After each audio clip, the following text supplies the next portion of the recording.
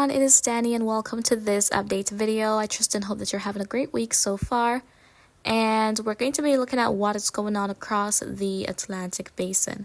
Now, as we look at this graphic, we can see all that action coming out of the States. Nothing crazy, nothing unusual for this time of year. Towards the Caribbean, we've got some moisture moving across some areas, and that's helping out to influence the rain. But I also want to particularly talk about Northern South America. Notice all of these different colors, all those white dots. Now, those white dots are indicative of lightning strikes. Let's zoom in more to it here. And we can see on the graphic that there's quite a bit of action. So in parts of Guyana, Suriname, French Guiana as well, even a couple spots in sections of Venezuela and Colombia, there is some activity. And especially in the afternoon hours with the help of the daytime heating, which helps to contribute to atmospheric instability. It's in the afternoon that we tend to see the afternoon going to the evening hours when we tend to see things really get active within that area.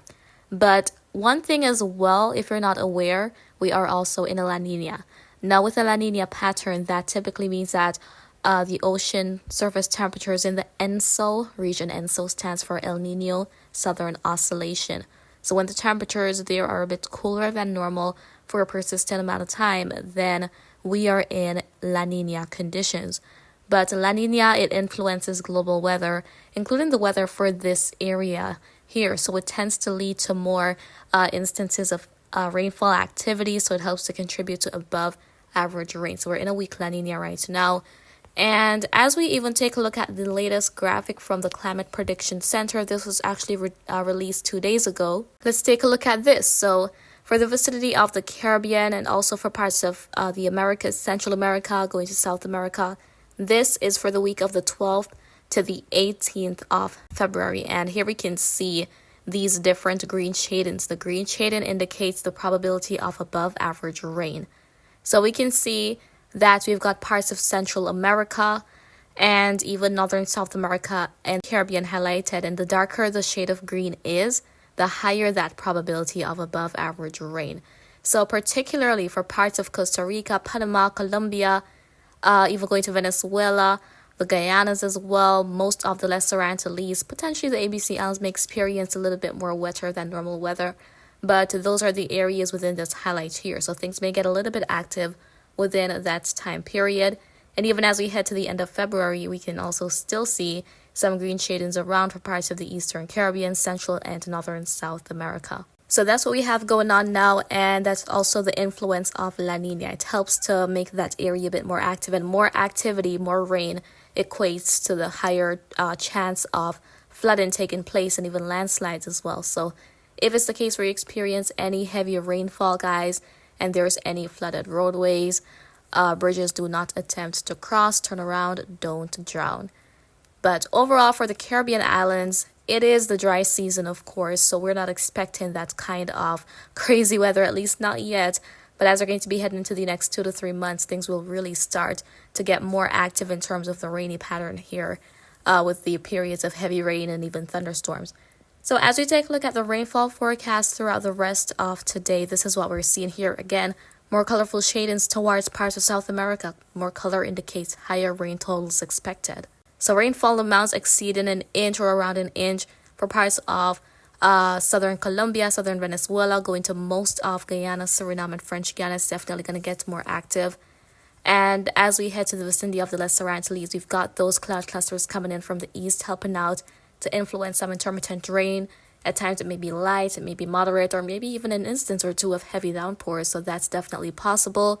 ABC Islands, much really not happening.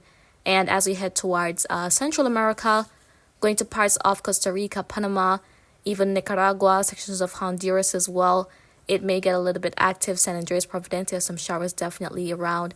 And as we head also towards Guatemala, going to Belize, sections of the Bay Islands, the Keys, there may be a passing shower or two. Nothing crazy.